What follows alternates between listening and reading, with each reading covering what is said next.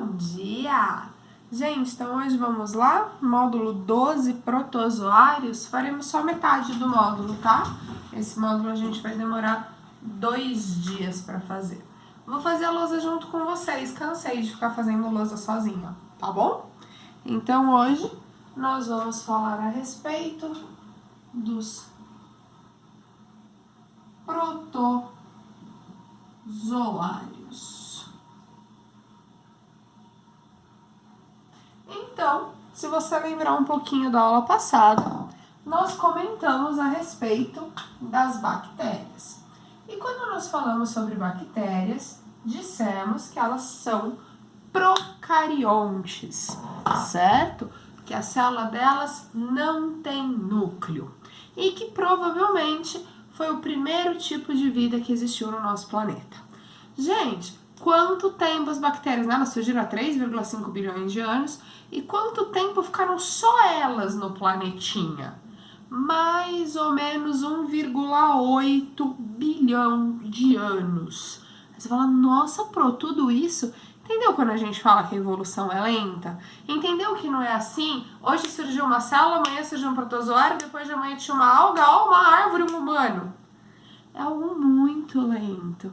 A gente está falando de bilhão de anos. É algo assim que a gente não consegue nem mensurar, né? Então, depois de mais ou menos 1,8 bilhão de anos que estavam as bactérias aqui, surge uma célula diferente. Surge uma célula com núcleo.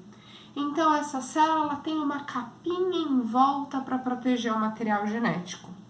Gente, vamos olhar a filogenia. Lembra que eu falei que essa filogenia vira nossa amiga, que ela está em todos os inícios de módulo?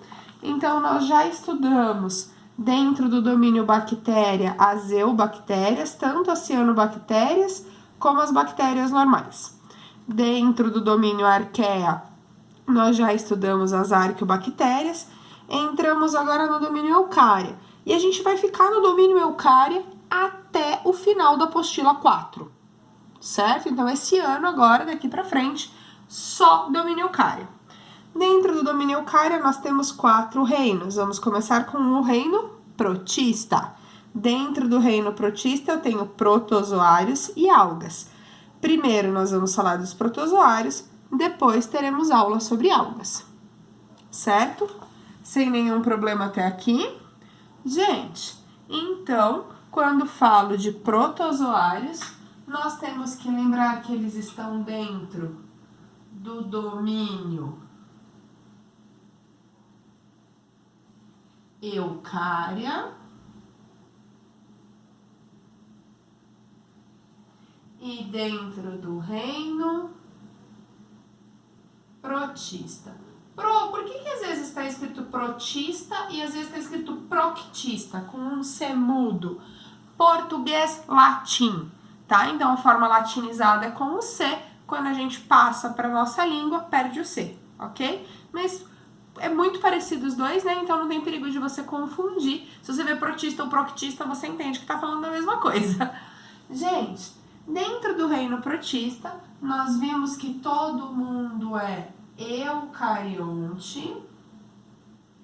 Só que aí quando nós falamos de célula, nós falamos que o organismo poderia ser unicelular ou pluricelular, certo? Só que só alga é pluricelular. Então, como hoje a gente não vai ter aula do reino protista, a gente vai ter aula de um grupo dentro do reino protista, que são só os protozoários, então a gente pode falar que todo mundo é unicelular. E lembra que também dentro do reino protista nós tínhamos os autótrofos e os heterótrofos. Mas quem são autótrofos? As algas. Então, como a aula hoje é só de protozoário, todo mundo é heterótrofo. E eu tô descendo, né? Heterótrofos. Ou seja, não sabem produzir o próprio alimento. Precisam se alimentar. Gente, quando eu falo, então, que surgiu pela primeira vez na escala evolutiva uma célula eucarionte, eu tenho que saber algumas coisas sobre célula eucarionte. Então, vamos falar aqui a respeito de célula eucarionte. Gente, como essa célula tem mais coisa dentro, já dá pra gente perceber, né? Isso surgiu há mais ou menos 2 bilhões de anos atrás. E a gente tem que saber que, próximo eu tinha falado que era 1,8, 1,8 é o tempo que ficou vivendo só a bactéria. Isso foi há 2 bilhões, tá? Somando tudo já dá 3,8 aí o tempo de vida na Terra. Gente, quando eu falo de uma célula eucarionte, eu tenho que saber que ela é maior do que a célula procarionte. Por que ela é maior? Ué, tem mais coisa dentro? Não dá para ser pequenininha igual, né? Para caber mais coisa, ela vai ter que ser uma célula bem maiorzinha. Então, toda célula eucarionte é maior que a célula procarionte. Ou seja, nós não estudamos bactérias, vimos que bactérias são pequenininhas, microscópicas. Quando eu falo de um protozoário, ele também é unicelular, também é pequenininho, também é microscópico. Mas se eu comparar um com o outro, o protozoário é maior do que uma bactéria, certo? Gente, célula eucarionte tem esse nome porque possui núcleo delimitado por membrana. Então, nós temos uma membrana separando o material genético do restante da célula. E lá dentro está o material genético, que é quem comanda todo o funcionamento celular. Então, o núcleo vem proteger esse material. E por que é tão importante proteger esse material? Ué, porque ele consegue organizar uma célula, mas sem ele a célula não faz nada. Lembra, ele é indispensável para a vida da célula. Então, proteger o material genético é algo importante. Então, aparece aqui pela primeira vez essa proteção. E junto com o núcleo, a gente tem o surgimento de organelas membranosas. Então, possui organelas membranosas. O que é isso? Vamos lembrar. O que são organelas? É aquilo que está dentro da célula. Então, lembra que nós vimos lá em níveis de organização? Organismo, sistema, órgão, tecido, célula. Organela, molécula, átomo.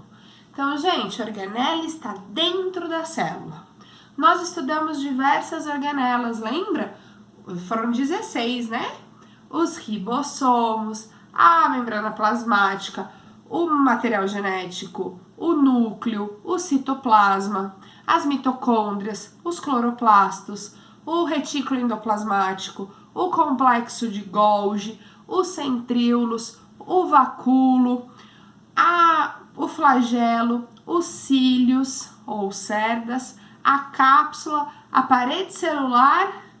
De quem que é para eu estar esquecendo? Se eu não me engano, a gente viu 16.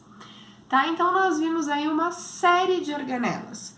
Gente, só quando eu falo organelas membranosas, o que eu quero? Organelas feitas de membrana. Vamos dar alguns exemplos aqui de organela que é feita de membrana? Poderia falar da que vocês gostam. A mitocôndria. Vocês adoram cantar a musiquinha dela. Posso falar do complexo de Golgi. Posso falar do retículo endoplasmático. Então, tudo isso, gente, surge junto com o núcleo. Então, olha que legal. A célula agora tem tudo separadinho. E por que é interessante uma organela possuir membrana em volta dela? Porque ela consegue que o material, a substância que tem dentro dela, seja diferente da substância que existe fora dela. Então, ela tem um citoplasma particular, que tem aquilo que ela precisa. Então é muito melhor, eu consigo ali organizar isso de forma mais adequada e com isso ser mais eficiente. Você não fica muito mais eficiente sua bancada de estudo quando tem só o que você precisa e não um monte de bagunça? Então a gente tem que as organelas passam a ter esta organização. E isso facilita muito o funcionamento celular. Ok? Gente, precisamos saber mais um pouco a respeito dos protozoários. Vocês têm aí que o próximo título é Estrutura. E nossa, eu tô descendo muito hoje. O que tá acontecendo? Que eu não tô conseguindo escrever reto? Não gosto.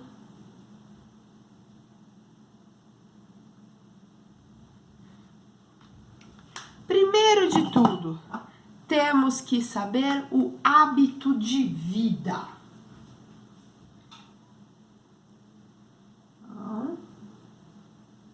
Hábito de vida.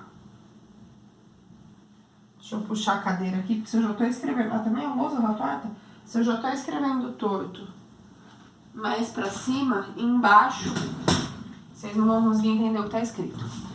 Gente, hábito de vida é como ela vive, qual a relação dela com o ambiente.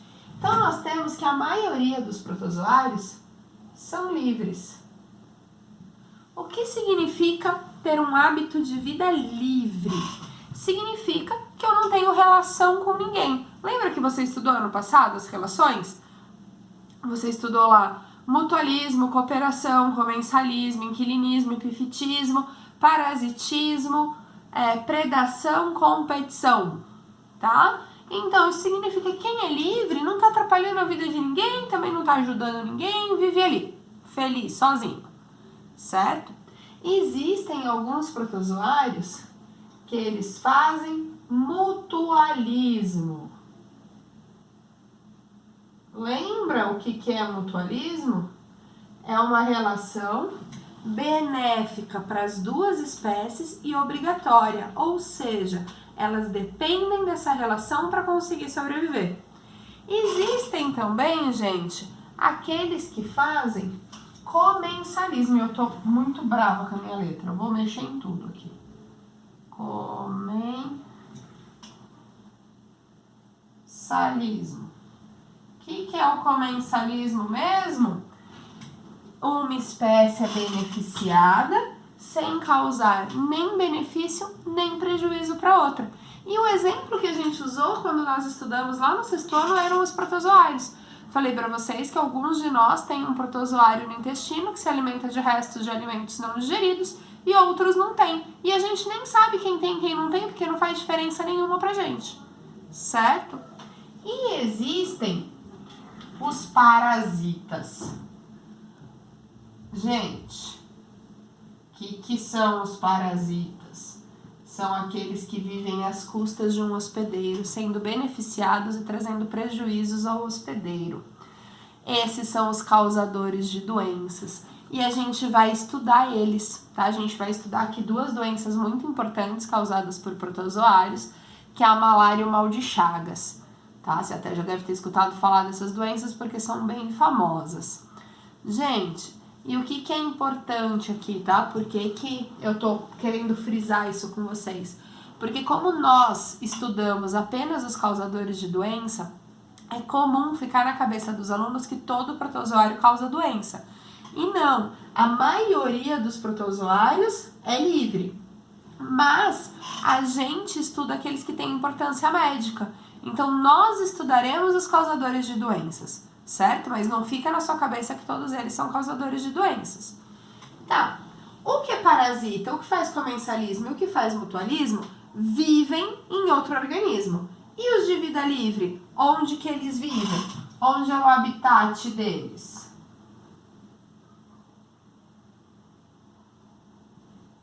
Aquático, ou seja, vive na água, podendo ser água salgada ou água doce, ou terrestre, úmido, não vive em ambiente seco. Pode viver na terra, na areia, na rocha, desde que seja úmida, ok? Gente, e aí nós vamos... não tô pulando nada. Nós vamos dividi-los... deixa eu marcar isso aqui. Nós vamos dividi-los em 4 grupos de acordo com a forma de locomoção. Então...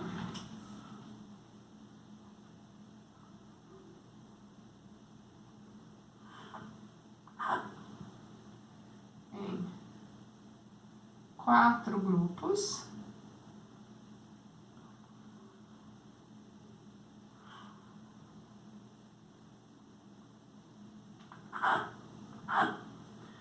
Com a forma de locomoção. Certo? Gente, o que eu vou fazer agora aqui com vocês? Uma tabelinha linda.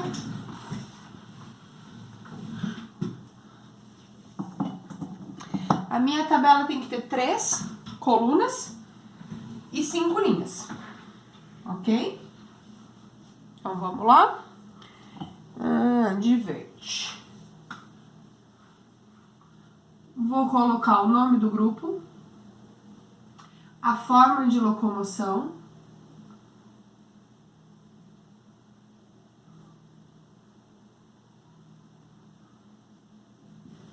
e o exemplo que mais aparece do grupo.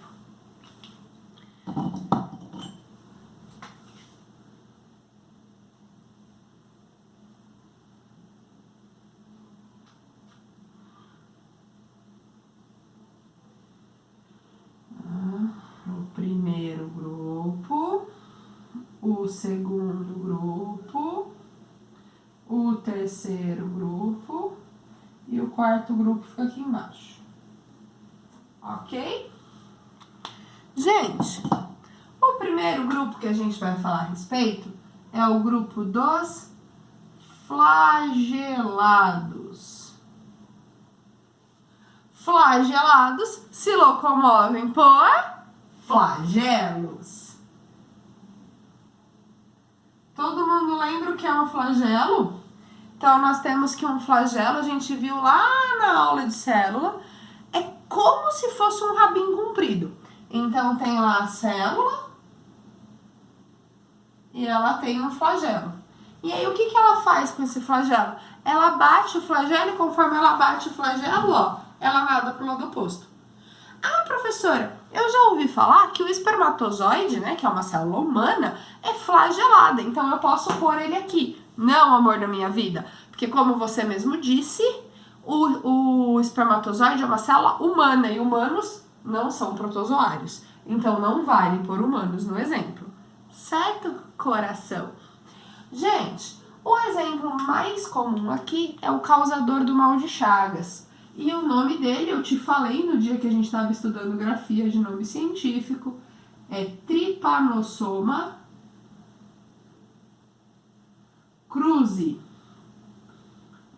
Lembra da regra para grafia de nome científico? Trypanosoma com letra maiúscula, cruzi é exceção, então pode ser maiúsculo ou minúsculo, e preciso obrigatoriamente sublinhar. Se na prova não tiver sublinhado, perde ponto.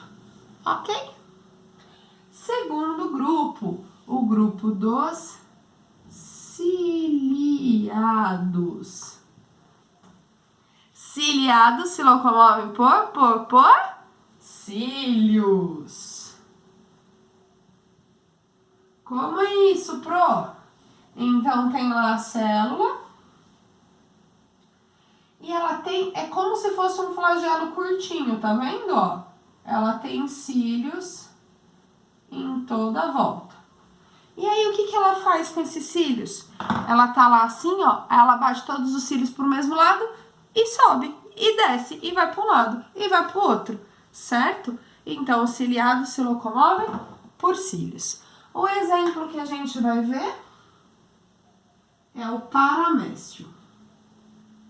Paramécio é nome popular, tá? O nome dele é Paramecium sp. Então, como é nome popular, a gente não precisa sublinhar. Gente, os ameboides. ameboides não é igual, né? Flagelado, flagelo, ciliado, cílio, ameboide. A única coisa que te vem na cabeça quando eu falo ameboide deve ser ameba. Bem, então pelo menos o exemplo te veio na cabeça certo. Tem que sublinhar? Não, gente. Se eu colocasse aí, por exemplo, a Entamoeba proteus, aí é nome científico, eu precisaria sublinhar. Mas a ameba só não é nome científico, tá?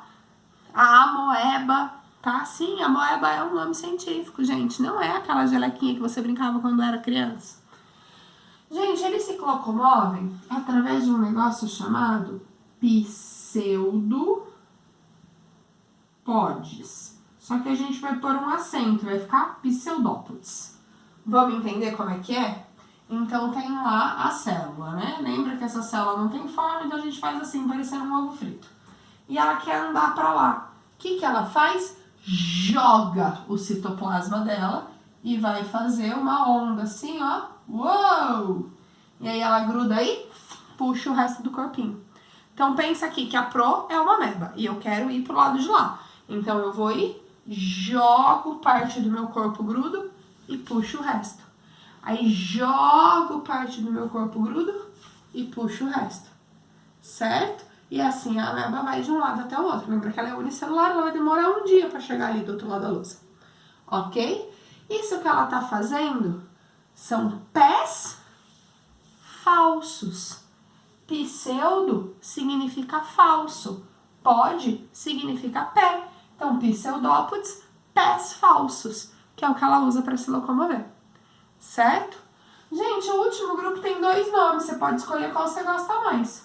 São os esporozoários ou apicomplexos. E eles não se locomovem, não sabem se locomover, não tem estrutura locomotora.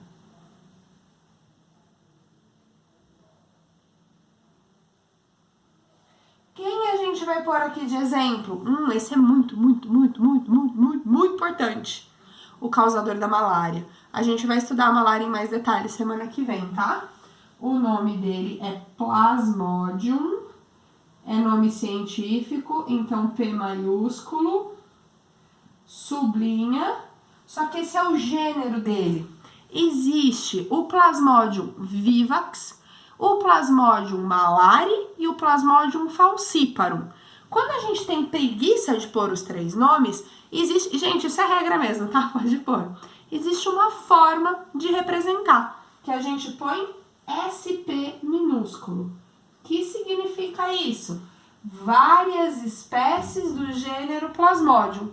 O SP você não grifa, certo? Então, Plasmodium SP, várias espécies do gênero Plasmodium. Na aula de malária eu até posso escrever o nome dos 3, tá? Mas agora eu só quero que vocês saibam assim. Tem que saber essa tabelinha? É bastante importante, tá? Gente, se vocês derem uma olhada na página 300, você tem aqui a imagem de uma ameba, e ele até desenhou a ameba andando pra você, eu não consigo enxergar se ela tá andando pra cima ou pra baixo, Então, tá vendo aqui, ó, ela andando, emite o pseudópode, é que ela tá comendo junto, né, emite o pseudópode, ó, foi mais pro lado, chegou lá. Aqui você tem um paramécio. Aqui, gente, esses roxinho, lilás, sei lá, são os Trypanosomas cruzi. Essas células vermelhas são hemácias, tá? Porque ele fica no nosso sangue. Então, colocaram aqui uma imagem dele parasitando a gente. E, por fim, esse último aqui são os plasmodiums. Dúvidas? Angústias? Problemas? Não? Então, me avisa que você terminou, porque a gente tem tarefa para corrigir, a gente tem que tirar dúvida e a gente tem exercícios de apostila para fazer. Saudades de te ver sem ser por uma câmera.